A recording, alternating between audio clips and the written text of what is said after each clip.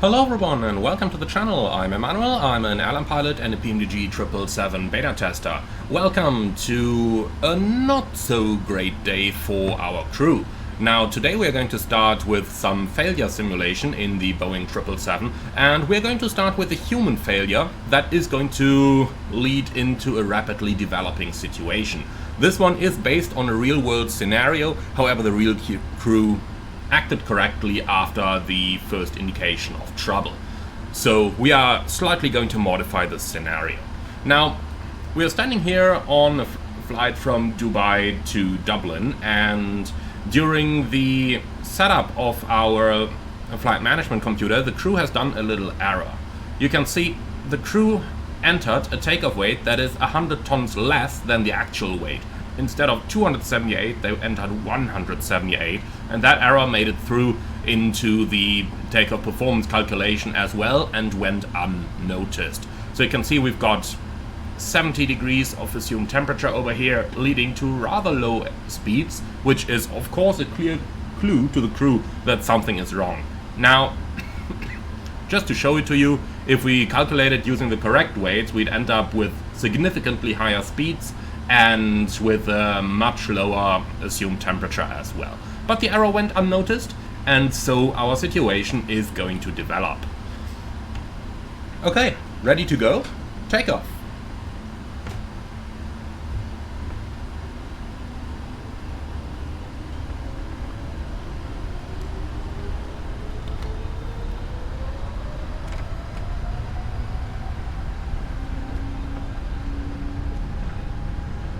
Thrust set.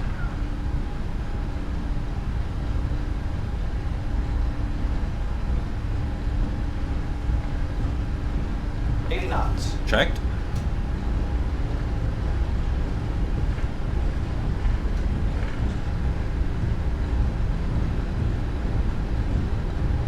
V1. Rotate.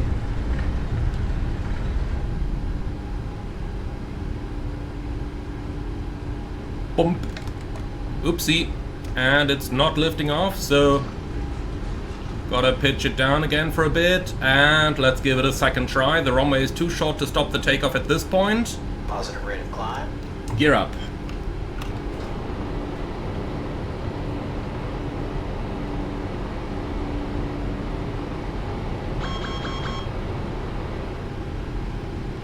Okay, cancel that for now. Autopilot on. So what do we have? Tailstrike. Well, I didn't notice anything, did you? No, I didn't notice anything. Alright, we'll just keep going here, and then we'll think about what to do later. And let's just get rid of that AI traffic there. Move that, please. Thank you. So you can kind of notice how the aircraft is in a pretty bad position here. Barely accelerates, because obviously our speeds should be much higher if the correct weight would have been inserted.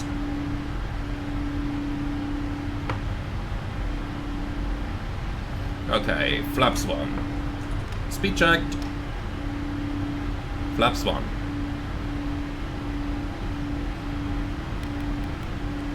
So did you notice anything on the takeoff? The plane didn't want to climb, but I stopped the rotation just before a tailstrike would have occurred. That must be an incorrect sensing there, huh? Flaps up. Yeah, has to be incorrect. No way that was an actual tailstrike, huh? I fully agree with that. Okay, so continue the flight, huh? Nothing happened. Yeah, I fully agree. So, flaps up. After takeoff, oh, tailstrike non-normal checklist. Yeah, condition the tail at the runway. That didn't happen. No, let's override that checklist. That didn't happen to us. Okay, checklist overridden. After takeoff checklist, please. After takeoff checklist complete. We got fuel low center there. Yeah, that is probably more accurate. Go ahead and turn those off. But then we'll just cancel the warning, huh? Yeah, definitely do. That was nothing. This is of course a scenario that we are currently playing here that is worst case over here. So if the crew had handled the situation correctly and done the tailstrike non-normal checklist, then if we just look into it once again, we can see that the Tailstrike checklist would have continued with a caution: do not pressurize the airplane. Pressurizing the airplane may cause further structural damage.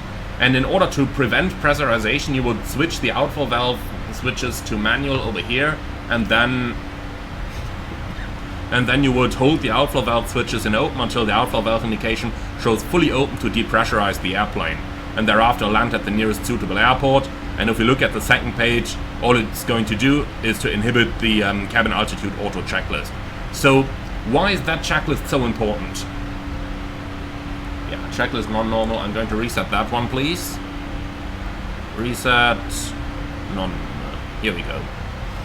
Okay, so why is it so important that we carry out this checklist? Well, that is for a pretty simple reason. So when we tail strike the airplane, the plane is going to touch the runway roundabout here. And just in front of that, over here, is the pressure bulkhead. And the pressure bulkhead basically forms the aft part of the area of the airplane that is pressurized. And if the fuselage of the plane is squeezed over here during our tail strike, then the bulkhead can take damage, and that damage may lead to the bulkhead rupturing when it gets under significant load. So the higher we climb, the further the differential pressure becomes. So let's just go ahead and clear that tail strike checklist here again. Checklist override, thank you. So you can see with increasing altitude, our differential pressure increases, and differential pressure means nothing but a pressure that is exerted on the entire fuselage, including the now damaged bulkhead. And the now damaged bulkhead may fail if the differential pressure becomes too great. For this reason, after a tail strike, never just continue the flight, but much rather you are supposed to keep the aircraft in unpressurized flight, obviously below 10,000 feet if possible, and just return or divert to a suitable airport.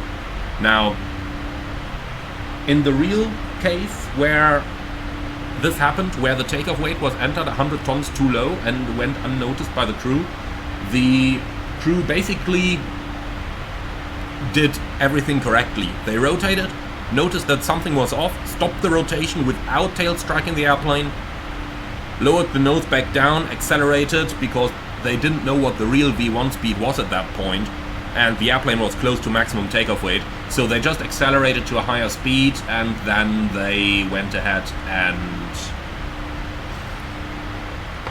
corrected the error in flight, and since nothing further happened, they could continue the flight to destination. Now, obviously, that is something that our crew here hasn't done. Our crew was driven by their pride and their ego, like, tail strike? No, I would never tail strike my airplane, that can't have happened to me. Well, and for that reason they continued the flight, which is probably not the right decision over here for the reasons that we've just explained. So we're going to continue this flight over here and see what happened. So let's say ATC limits our speed here, maximum 280. Let's continue the climb at that. Let's say 285. Just so that we can keep going with this scenario. So obviously the big mistake of the crew here was to downplay the incident and say like, nah, nothing happened, that couldn't have happened to me, I could not have tail striked the plane. Well, that's exactly the wrong thing to do. If that message comes off, regardless whether you suspect it to be real or not, unless you have very clear indication that nothing happened, don't just continue. You gotta act on the message. If that means cancelling the flight, yes, so be it. Because the results can be quite a bit more dramatic, as we might witness in a few moments. So we continue our climb. If we have a look at the differential pressure, you can see it's building up. The differential pressure is getting stronger and stronger. With that, the forces acting on our aircraft are also getting stronger. Set standard. And with that, basically, the pressure we exercise on the aircraft. Oop. Okay, cabin altitude. Okay. So, put on the oxygen mask here. Okay, cabin altitude memory items. So, don the oxygen mask. Establish crew communication. Check the cabin altitude and rate. Okay, that's cabin altitude 15,000. That equals our actual aircraft. Rate is almost the same as what our aircraft is doing. Differential pressure 0. The outflow valves are fully closed automatically. So, if cabin altitude is uncontrollable, call emergency descent. Well, they're fully closed. The cabin altitude is uncontrollable. Okay, emergency descent.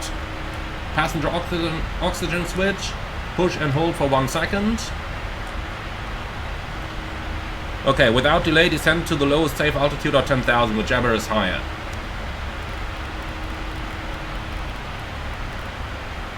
So, altitude down, thrust levers to idle, level change, extend the speed brake,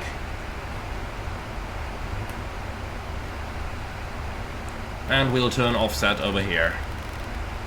Okay, if structural integrity is at doubt, limit airspeed and avoid high maneuvering loads. That is what we will do. Structural integrity is in doubt because of the tail strike. Notify cabin crew. Emergency descent, emergency descent. Okay, cabin altitude memory items complete. So, let's request the latest QNH, please. Mayday, Mayday, Mayday, Emirates 163, rapid decompression, descending 10,000, request QNH. Emirates 163, Mayday's copied, turn right, heading 120, QNH 9906. Descent altitude 10,000, MSA 1,500. Rudder descending 10,000 on 9906. Turn right heading 120, Emirates 163. Okay, let's go slightly lower though, so that we don't fly right at the edge. Emirates 163 request altitude 8,000. Emirates 163, 8,000 approved. Okay. So, we're already approaching our cleared altitude, so let's go ahead and focus on the actual flight right now before we do anything else and before we do the checklist.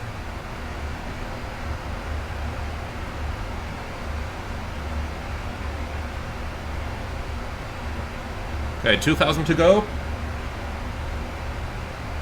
Speed brake coming up.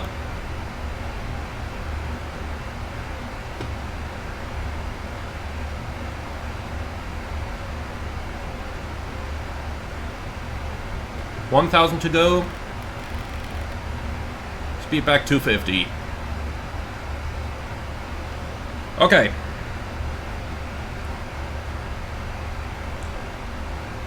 So, cabin altitude non-normal checklist. So, condition. Cabin altitude is excessive. We had that. Don the oxygen masks. Establish crew communication. Check the cabin altitude and rate. The cabin altitude is uncontrollable. Note uncontrollable. Yes, it is. Okay, passenger oxygen switch. Push to on and hold for 1 second. That's passenger oxygen. On and hold for a second. Without delay, descend to the lowest safe altitude or 10,000 feet, whichever is higher.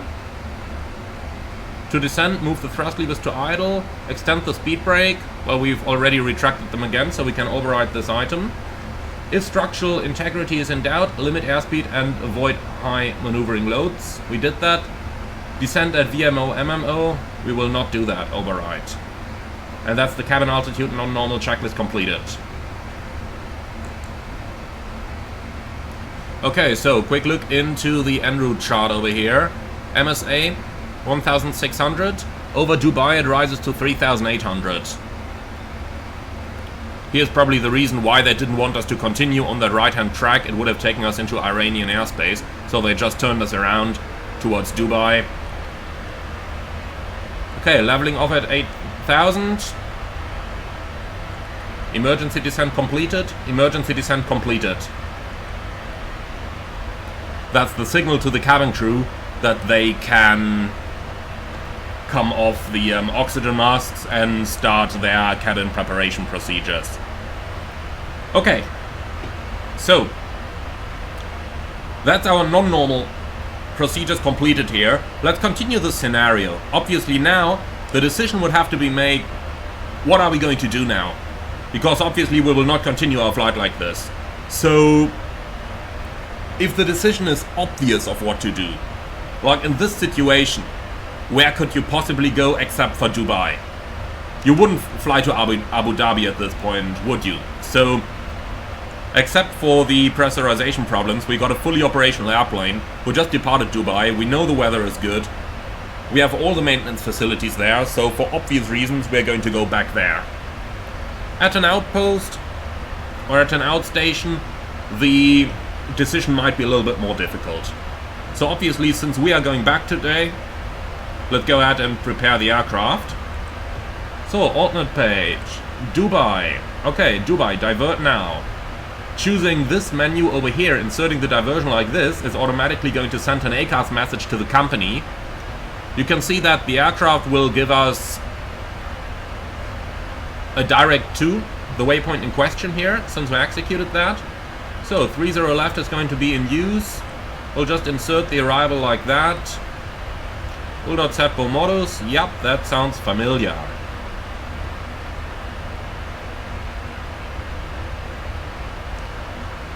Okay, so runway 30 right. Minimum's 240.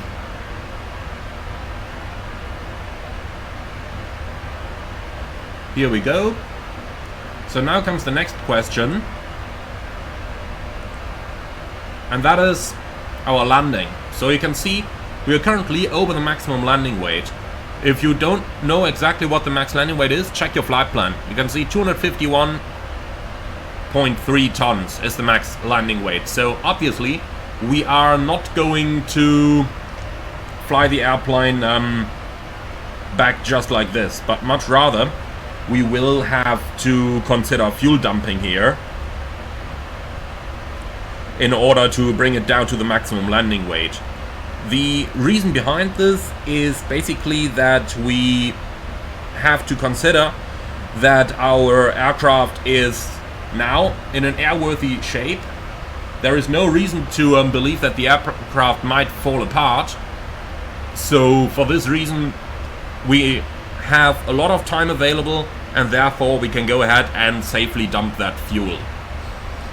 So obviously now we talk to air traffic control. They would assign us a spot where fuel dumping is possible. I'll just take some waypoint over here, say a METEX, something that is over the water. So direct to METEX. Yeah, that looks about good. LNAV available. LNAV. We'll set up a holding over there. METEX, hold. Yeah, just anything. Enter that. And then we can go ahead and start looking into the procedure for our fuel dumping, which basically is rather easy. But there's a couple things to consider. So first of all, you shouldn't dump fuel at low altitudes or over land. That's two rather important things here. So don't dump at low altitude or over land, because obviously you do not want that fuel to actually reach the ground. Much rather, what you would like to happen is that our fuel just vaporizes before it reaches the ground. Okay, and looking at this, we probably don't want to dump right over the world, so let's go somewhere left, Obrock, and dump over there, shall we?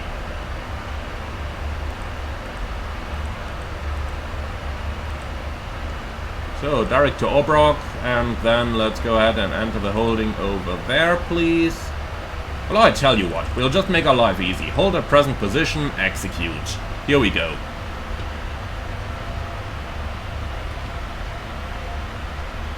Okay, VNAV, that's gonna reduce the speed down to the minimum clean speed. Alright, so we would have to get clearance from air traffic control that we can initiate the fuel dumping process. So obviously now we tell them that we need to dump fuel. They would send us to a place where that can be safely done, and to an altitude where fuel dumping can safely be done. And when that has happened, we can go ahead and do our fuel jettison non-normal checklist. So that's got to be under non-normal. Now I got to find it myself. I think it's either unannunciated or fuel. Let's just check unannunciated real quick. Yeah, fuel jettison, here it is. Okay, condition, fuel jettison is needed. Yes, it is. So fuel jettison arm switch, arm. That's fuel jettison, arm, armed.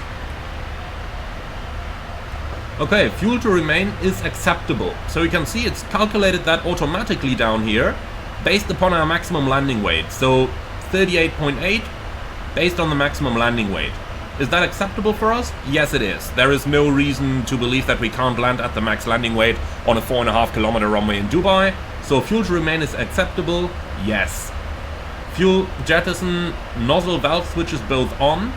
Now before you do this, before you initiate the actual dumping procedure, obviously you gotta get clearance from air traffic control. They gotta make sure there is no aircraft within a certain range of altitudes near you, and so on. So obviously in a realistic scenario, they would have sent us somewhere a little bit further away from Dubai Airport. But let's say that we have received permission to do that. So fuel jettison nozzle valve switches both on.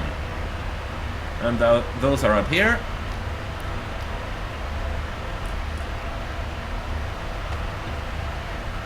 Okay, and now the fuel jettison is in process. So next up is going to be fuel jettison is complete. That'll take a little time. So let's go ahead and review the fuel page, because it does tell us how long the jettison is going to take. So you can see down here that it is in progress right now, and the jettison time is going to be 13 minutes.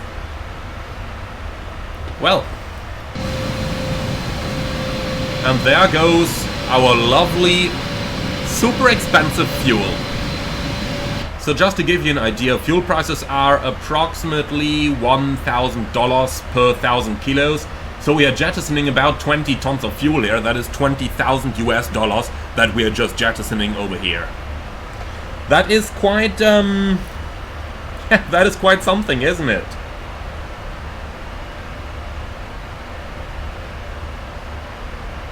That is definitely a lot of,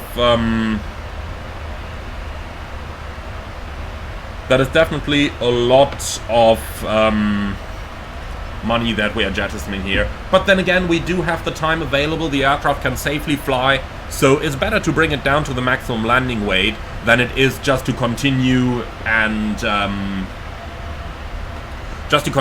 risk the overweight landing. Not that there is much risk to it. The aircraft can safely land, but you know,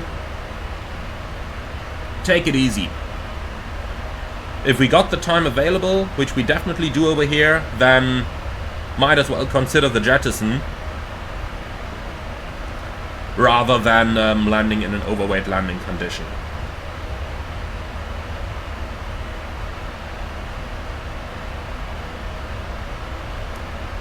Okay, so while that is in progress, we can go ahead and run a couple of procedures over here.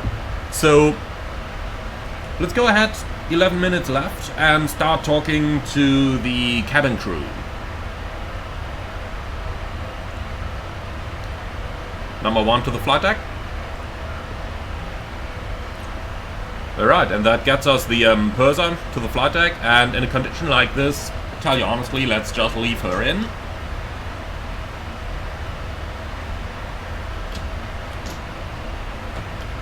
Hi, so we believe we had a tail strike on the takeoff, and that caused the aircraft to decompress later on. The tail strike went unnoticed, unfortunately. Did you hear anything? Yeah, we heard some scratching noises from the back of the aircraft there during the takeoff. Okay, yeah, so it was a tail strike indeed then. Well, we had a decompression afterwards. We are now returning to Dubai. We need approximately 10 minutes before we're going to commence the approach, approximately 25 minutes until the aircraft is safely on the ground. There is no special procedure required. You do not need to perform the SOS demo, and we are returning to Dubai as such. Okay, Captain, so we had a decompression, time to land about 25 minutes, no demo required, and is this going to be a normal landing? Yes, it will be a normal landing, thank you. Okay, thanks, I will prepare the cabin. Okay, and that's basically everything that we had to do here. So from here on, we can go ahead and prepare that aircraft for our landing. So let's go ahead and clean up that flight plan. We will receive radar vectors for the landing. And well, at this point we are basically almost done. So we can just do our standard FMS setup over here, followed by our standard briefings, and then we can return to land at Dubai. So but we don't need to put anything here. We have the rings, we have our arrival, we know this is correct, it's home base.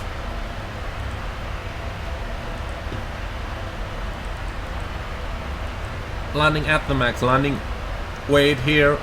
So flaps 30 will probably be it. Performance tool, landing en route. We've got to change that, of course. OMDB is where we are going back to. Runway 30 left. Landing weight is going to be 151 tons. Flaps config 30. The rest is on auto. Braking, well, probably going to be something rather low here. Import the weather, calculate. Okay, and if we take even lower auto brake setting, here we go, that's looking good. Basically at this point I just want to avoid stressing the auto brakes too much. Also, that runway length here isn't quite correct. Looks like MSFS gave us some nonsense values again for the output. This comes straight from the AFCAT file, by the way. So airport, if we look at this, where is it? Runway length. Here we go, 4,447 meters. So if we just override that in here, 4474,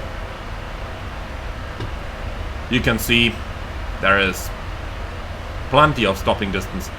Oh, that was the wrong page. There we go. 4474.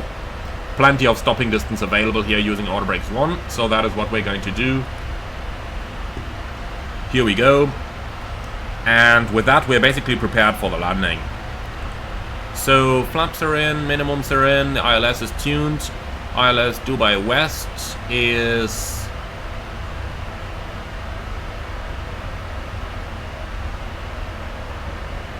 confirmed already, and the minimum should have been 260. Okay, so we went onto the wrong minima there. Okay, minimum's 260. One last thing, we can clear that incorrect QNH there. So descent forecast, yeah, we don't need you anymore. Minimum transition level, I believe it's 150 in the UAE. Doesn't really matter, we're on QNH already anyway, so we just insert something a bit higher over here. Okay, well, and this is the moment where we'd have to tell our passengers about what just happened, so let's do that.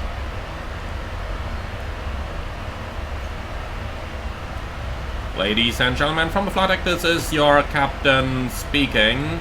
As you have noticed, we had a non-standard situation over here, and we had to divert the aircraft back towards Dubai. We're currently in a holding pattern and dumping some fuel.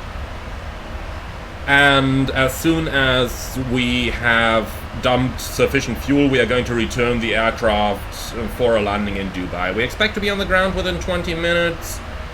And the airline is already looking into your continuous journey with a replacement aircraft. So all I can do is ask for your understanding, and we will be safely on the ground in the next 20 minutes. Thank you for your understanding. Okay, so that is our that's our PA completed. So in that case, let's go ahead and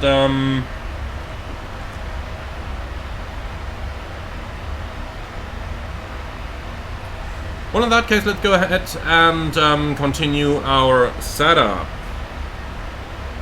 So we have already talked about our re-landing, and well, we have already talked about our re-landing, so we'll keep the briefing short. We are going to land on 30 left, flaps 30 landing. We are going to be at the max landing weight, so nothing abnormal over there. Auto brakes 1 brings us to a stop within a reasonable distance. We'll vacate the runway as normal, and then we'll stop and have the emergency services inspect our aircraft. Now, maximum reverse will be used to support the auto brake here and relieve our brakes. And technically speaking, even that would not be necessary, since we'll be at the max landing weight, so normal procedures can be applied. Okay, that's mostly it. Any questions? No? Excellent. Okay, so recall. What do we have? Tailstrike, checklist non-normal, passenger oxygen on. So that checklist non-normal, I believe, is the fuel jettison checklist, which is still in progress.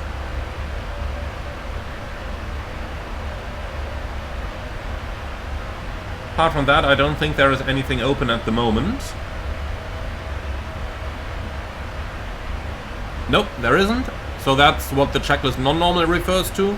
And now that we opened it again, it's gone as well. Apart from that, tailstrike, passenger oxygen on. Okay, that's both known.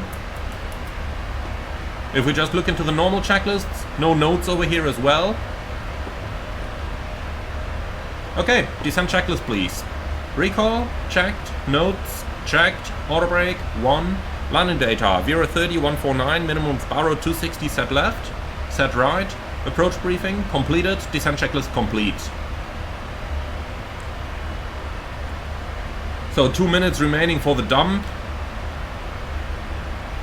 In that case, let's go ahead, continue the turn. Because that turn is going to take less than 2 minutes. We'll continue the right hand turn onto a downwind heading here, heading 120.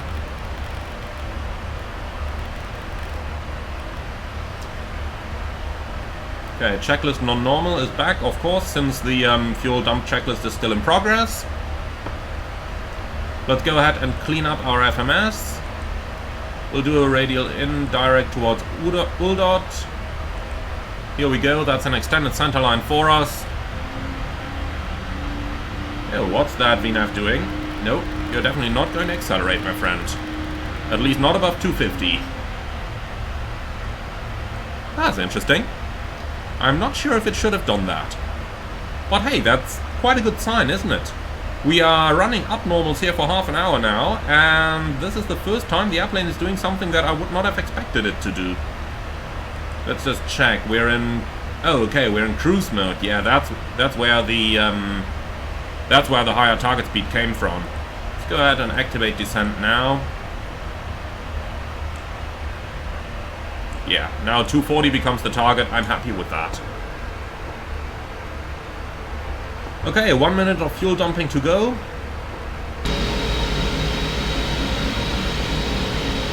$20,000 US gone. But so be it, huh? Can't change that.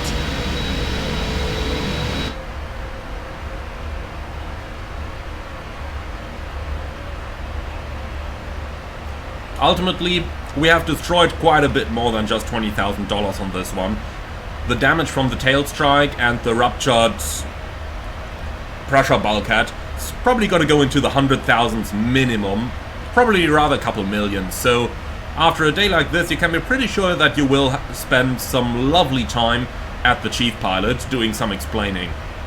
Now, a tail strike can happen, no problems, but the actions our crew has taken over here, up to the point where the decompression occurred. From there on, I basically resumed a standard as real as it gets scenario, or rather, as real as it's recommended.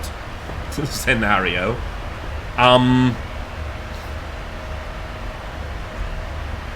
So that's definitely going to be an interesting chat we will have with the chief pilot after a maneuver like this. Okay, now gotta ensure that we don't overfly the world before our fuel dumping is complete, but I believe it should be complete any moment. And if I'm not completely mistaken, yeah, you can see the plane basically finishes the dumping automatically. So by now, you can see it calculated that we will land at the max landing weight now, and it stops basically 1,000 kilos above the fuel to the max landing weight, so that we have an allowance to burn that off and then really land at the maximum. Okay, then let's continue with our fuel jettison checklist. Fuel jettison is complete. Yes. Both fuel jettison nozzle valve switches off. So that's the nozzle switches off. Fuel jettison arm switch off. So, fuel jettison arm off. Okay, fuel jettison non-normal checklist complete. So now let's do another recall here. Tailstrike, passenger oxygen on. That is acceptable. Well, that is what we would expect for this phase of flight anyway. Okay, we'll remain at high altitude as we go over Dubai, and thereafter we are going to descend down. And this is literally all we had to do over here. Next up, we have the lights on already, the passenger signs are on anyway. Approach checklist. Altimeters, QNH 9906. Approach checklist complete.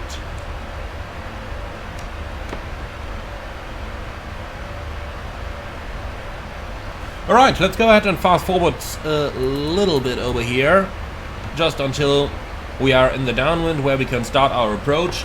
From here we are basically going to fly a normal approach and landing, so from here on it basically becomes a normal scenario again, where there is nothing abnormal to do. Now, if this was a simulator check ride, you would certainly be flying a non-precision approach out of this one, but let's make our lives easy, we are just going to fly the ILS here. It doesn't really matter anyway, does it? But if you want to simulate a typical simulator recurrent training scenario, then you would absolutely make this a non-precision approach. Okay, so we're past Dubai. Level change, let's start our descent.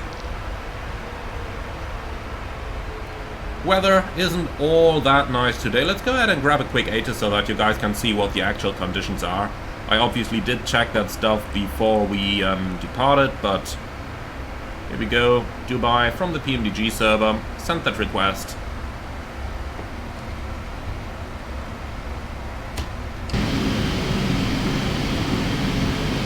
That's a couple buildings spawning there.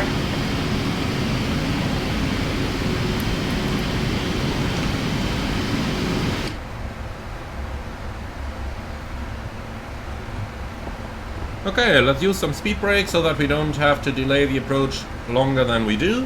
The airport is going to be ours anyway.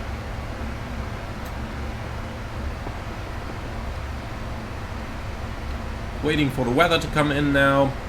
And that is gonna be it. Okay, let's just remove all that AI traffic again. It's a bit unfortunate that FS traffic just keeps regenerating traffic all the time, even though I tell it to remove it. But well, so be it. Okay, so Dubai Info Delta, wind 180 at 4, temperature 39, QNH 9906, and visibility 7000. That's what we see outside here with that slight bit of fog. Okay, cancel that. Descend down 2,000 feet, and from there we're going to intercept the ILS.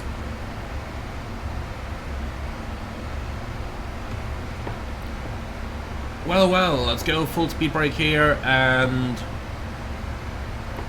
I think we can just about start our final turn. So let's start with a little base turn, shall we? Heading 030, direct to Seppo on the FMS. Yeah, that looks pretty much perfect, doesn't it?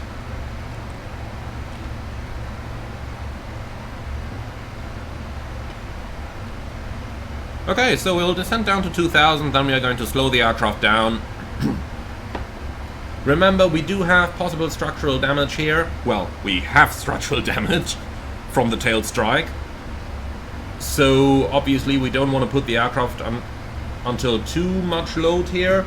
So, I'm going to do things, well, rather slowly here. 1000 to go. There's our glide slope coming in. And, well, we can go ahead and continue our turn. Heading 330, cleared ILS approach 30. Left. 2500. Checked. So let's start our speed reduction. Flaps 1.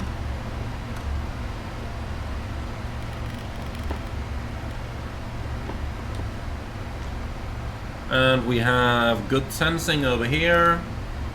Approach mode armed, localizer capture.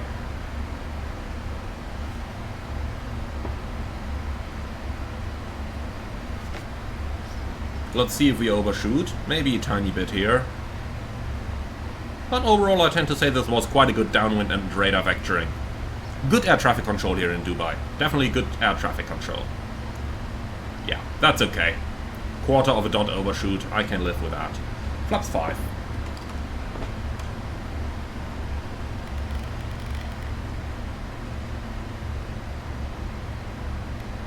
So look at that, maneuvering speed for flaps 5, 190 knots. 7 miles out, so we better just keep slowing it down. Gear down, flaps 20.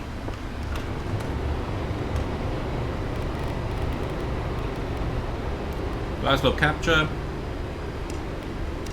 Go around altitude 3000 set.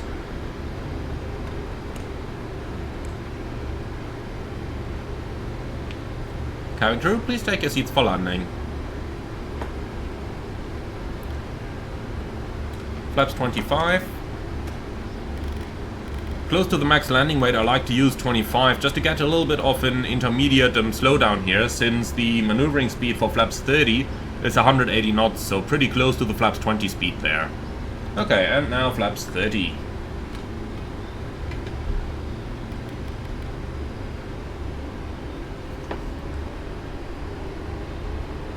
Landing checklist. Landing checklist complete. Okay. So, quick last check over here. Flap speed is now 150 knots, so let's make sure we approach at the right speed. And that's it. That's everything prepared over here. So let's go ahead and land that airplane. Manual flight. 1000. Checked.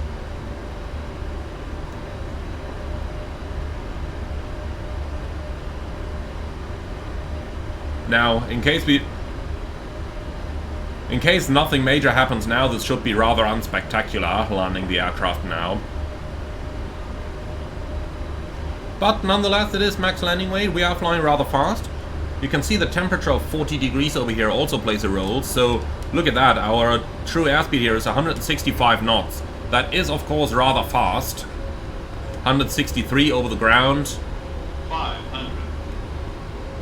That's just the hot weather conditions we have here in Dubai.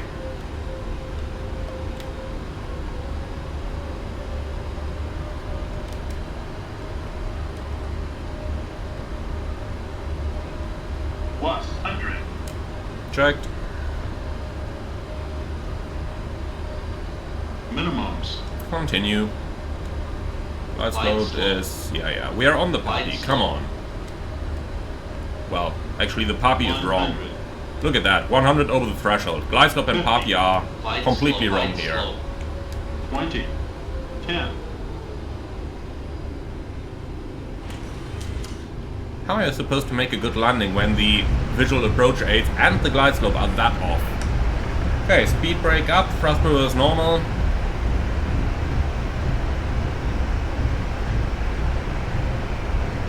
Slow deceleration here, but I tend to say at the moment the brakes are probably not doing anything, as the reversers will be able to take all that energy right now.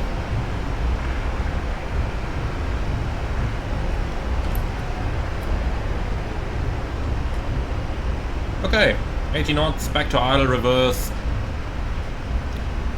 Manual brakes. Auto brake.